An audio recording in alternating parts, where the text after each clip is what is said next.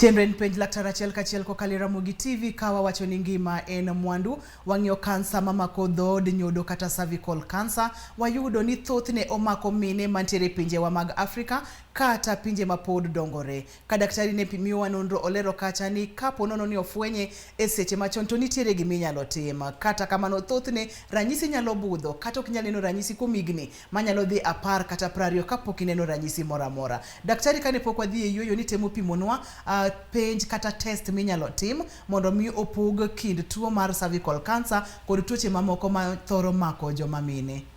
Wachagi kanyo. Kamano. Koro ok en mas ni ka in gi discharge no nyaka ibed gi cervical cancer. Ok onyiso, ok ochuno. Koro moko nyalo bedo mana tuo ma landore pile pile gi. Koro gimo nyalo pogo tuoche go en dhi neno daktari ma joma mine ma gynecologist. Koro kose neni kotimo ne physics exam, koro oboka speculum ni, oketo dhood nyuol kocho, okao gimoro ogwaro go matin kama itere lab, mano iluongo ni otimo smear, pap smear. Mamano en test, pap test. Pap test. Lakini ka nitie gima oneno ni ti kanyo ma obvious ti, mano to koro gikawo ring'o matin, eto gitere lab, eto gipimo. Mae bitere lab, lakini ma ok en definitely ni en cervical cancer, nyaka opimi. Lakini moro chako neno gima ti kanyo to ikawo ring'o, itere lab. Kata ka pap smear obedo positive, pod obiro okawo ring'o matin, itere lab. Mondo ong'e ni en cervical cancer man, nikech histology ring'o go nitie mopogore opogore. Nitie moro miluongo ni squamous cell, nitie moro ni adenocarcinoma, gin the most common no. Aeto nitie moko mathiso thiso ma ok gin common. Koro nyaka pogi ni ma to mane. Iwacho kacha ni ma en pap test ma ng'ama miyo dhi to ipime kama amikawo ring'o matin titere lab tipimo. Daher mondo mi pimnwa ni hie joma mine onego beni dhi e test ni mana ka gineno ranyisi ka koso joma mine onego beni dhi e test ni mondo mi ging'e kaka ngima gi chal, kaka dend gi chal. Mano penj maber ahinya. Koro joma mine mosekalo higni 35 mosechako romo gi joma chuo, ber ka gitimo at least pap smear mokwongo higa ka gin gi higni 35 kanyo. Mokwongo ka en normal, koro moro no inyalo timo bang' higa achiel. Lakini ka moro no gi shida, inyalo kete machiegni mondo itim moro ka nuore machiegni. Manyiso ni joma mine mapok ochopo higni 35 ok ochuno nyaka tim pap test? Ok ni kamano. Kechilero nwa ni tok higni 35. Onego itim at least isetimo mokwongo. Kisetimo. Lakini ideally kisechako romo gi joma chuo, at least higni apart from then, or at least itim pap test achiel.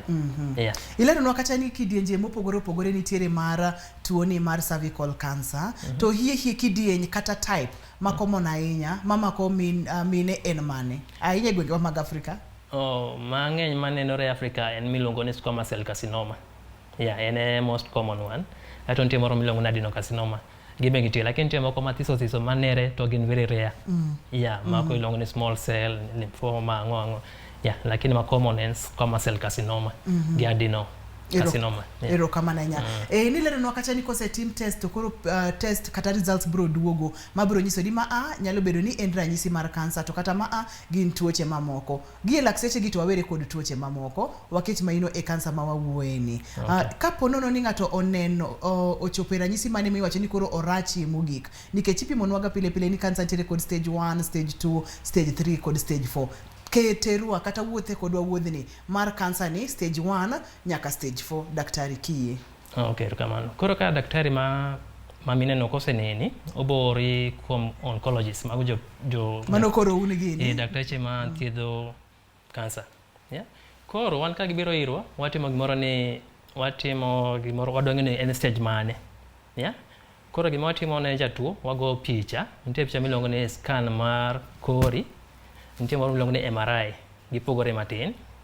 Koro MRI to onyiso ring'o maber, to moro cha to nyiso choke maber. Miluongo mano CT scan. Koro kosego picha, wang'iyo ni ne stage mane. Koro nitie stages 4. Gin stages 5 komed gi mokwongo ni stage 0. Koro stage 0 ni nyiso ni tuo ni en mana dot achiel matin kamae. Mano stage 0. Mano stage 0 in situ. Niso ne pok okalo madonje remo. En mana kamoro ma pod dendi ogeng'e. Okay? Yeah. Kia kanyo to wadhi stage 1. Yeah. Koro stage 1 ni en kansa mo ognene obedo en mana egnene ka e dhod nyuol kanyo ke. Yeah, poko olandore mana kai kende. Yeah. Eto ka wadhi stage 2, nitie stage 2A and 2B. Yeah. Koro 2A en ka tuo ni landore kadhi piny kamae. Yeah. Eto 2B koro ochal mawuok gi oko. Osudo piny lakini poko mwakalo 2 thirds kadhi piny en gi malo. Yeah, eto 2B koro olandore oko kamae. Yeah, oluongo ni parametrium. Yeah, eto koro nitie stage mar adek, nitie 3A, B to gi C. Yeah, magi staging system machon lakini pod otiyo. Yeah, koro ma 3B ni koro olandre wachagi 3A. 3A odwa chalo gi 2A ni lakini koro odhi piny kabisa. Yeah, mane magi pogo gi. Man gi malo to man gi piny. Koro 3B ni koro odhi daktari wadhi mose wachni koro kama chope 3A kani iwachni koro odhi gi piny kopogore kod 2A ma koro odhi gi kanye nikech e dend ng'ama miyo ne wantiere gi cervix malo kocha waneno koridore piny odhi kanye koro mae odhi e vaginal wall. Yeah. Yeah, odhi gi piny. Koro mae to odhi gi bathe kamae kagimo yarore bedeni. Yeah, koro S gi to dhi piny to B to yarore kama. Yeah, eto nitie 3C koro ma dhi e ginene ilongo gi nadi lymph nodes man malo gi. Yeah, ma gin next to the aorta. Yeah, koro nitie 3C 2. Eto nitie 3C 1 koro gin to gidhi e lymph nodes ma inguinal. Yeah. Eto koro nitie 4A. 4A opoge diriyo. 4A koro odhi organs machiegni gi dhod nyondo ni. Manyiso ni nitie kama lach ikane no e dag lach. Eto odhi kama wadhi go e chono mano rectum gi toge kocha. Manyiso ni koro kochope 4A miwacho no koro osedhi nyaka e dag lach kutegi osedhi mochopo nyaka yor kuma dhano losore godo. Yeah. Eto koro nitie 4B. Koro 4B to akae odhi e dendi opogore kuonde mopogore. Onyalo dhi adundo chuny, onyalo dhi e mapafu lungs. Yeah, onyalo dhi e choke, onyalo dhi e brain mari. Manyiso ni ochaka matin onyalo kere nyaka e obwongo. Kamoro amora e dendi. Chenro en penj laktar achiel kachiel kokalo Ramogi TV. Daktari kapok iwuok kanyo thothne ithoroga fwenye e stage mane ka koro kuma ng'enyne ifwenyega. Yeah, koro pinje moko go gito gifwenye kapod en kae. Kapod en kae nyaka ka. Lakini koro pinje wagi ng'eny gi waneno kata kuma watiegi gichakre gi 2B ni kadhi mbele kono. Ka koro sichako chamo dendi. Yeah. Kech ng'enywa ok ohero dhi hospital kata ka wadhi pesa bi onge koro jomoko ok bi nyaka gino tamge kabisa. Koro ichune gi hospital. Mae pinje ma ok te yude kapok odhi ahinya. Gin gitimo gimoro ni screening, gin gichako gi make gi kucho. Yeah. Iwacho kata ni gitimo gimiluongo ni screening. Jahera mar chenro ni kik idhi mabor kata matin en penj laktar. Daktari kapok idok nyiswa ni screening ni en ang'o? Screening maybe wanyalo we tum kucho koso achak kanye. Wanyalo chake gi kamoro amora mineno ni wanyalo winjo maber nikech wadwa ni wang'e weche gi duto te kaka dwarore. Okay, koro nitie gimoro milongo ni prevention. Prevention nitie primary gi secondary. Mano geng'o? Mano geng'o. Koro ma primary ni en puonjo nyithindo manyiri mathiso ni gichak romo gi joma chuo kapod gitindo. Yeah.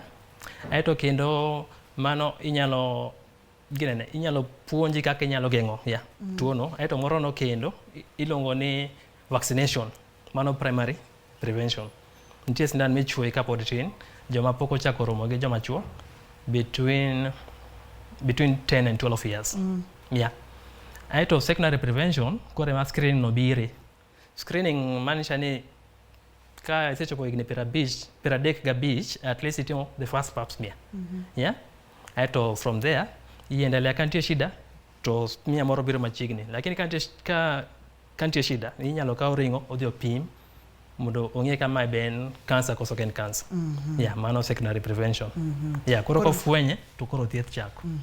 Yeah. Kaponono nitiere kod penjo mora mora namba mar SMS en 23600. Daktari nitiere studio mondo mi oduok penjo duto te ma inyalo bedo godo. Owuotho kodwa maber, oleronwa maber, omiyo kaponono nitiere gima diher mondo mi omed lero ni inyalo tudori kodwa e yor SMS kata kokalo e yor simu. Daktari ni wacho kacha ni nitiere kaka inyalo geng'o tuoni nikech kaka neno owuotho ni ok ber ahinya, onyalo kelo chandruok nikech kochopo kama koro nyalo wuotho nyaka e obwongo ni, nyaka e fuoni, nyaka e adundo kamoro amora, ok en tich mayot kata matin. To wawacho ga pile pile ni geng'o ber maloyo thiedho. Iwacho kacha ni yo achiel mar geng'o tuoni en vaccine, en chanjo. Mabende thothne imiyo nyithindo mapok ochako tudore gi joma chuo e kindigni 9 nyaka 12, 13. Higni kamano. Nyiswa kaka chanjo nitiyo daktari. Koro chanjo ni iluongo ni vaccine. Vaccine nitie types ariyo. Nitie moro miluongo ni bivalent. En gi ogeng'o virus ma type 16 gi 18. Inyalo bedo daktari. Kamano. Eto nitie moro miluongo ni quadrivalent. En ogeng'o viruses 4. Mano 6, 11, 16, 16 gi 18. Mago ema kelo tuochegi. Eto nitie moro miluongo ni nanovalent, koro en to ogeng'o 9 HPV virus 9. Koro mae kosechuoyi, boost immune system mari mondo ka chieng' ma virus ni bodonjo, at least osedo gimoko miluongo ni antibodies. Obo fight virus no, aito dendi koro nyalo fwenye chon to omake kapok olandore dendi. Koro imiyo ji vaccine no kapod githis mondo koro vaccine otiyo for the next 10 years kama inyalo ne tuono nyalo kutego nyalo medre dendi. Kama tuoni nyalo bedo ni osechopo e dendi to nitiere kaka ogeng'e kik olandre koso kik obed motegno koso. Koro dendi bedo sensitized to virus no. Koro immune obedo boosted. Kik idhi mabor, kik isudi. Chenen penj laktar achiel kachiel kokalo Ramogi TV. Ka wawacho ni ngima en mwandu, inyalo tudori kodwa yor SMS en 23600. Wakaw yo matin ka waduogo to abo kaw oteni kendo inyalo tudori kod laktar kokalo yor simu mondo mi ipenj laktar.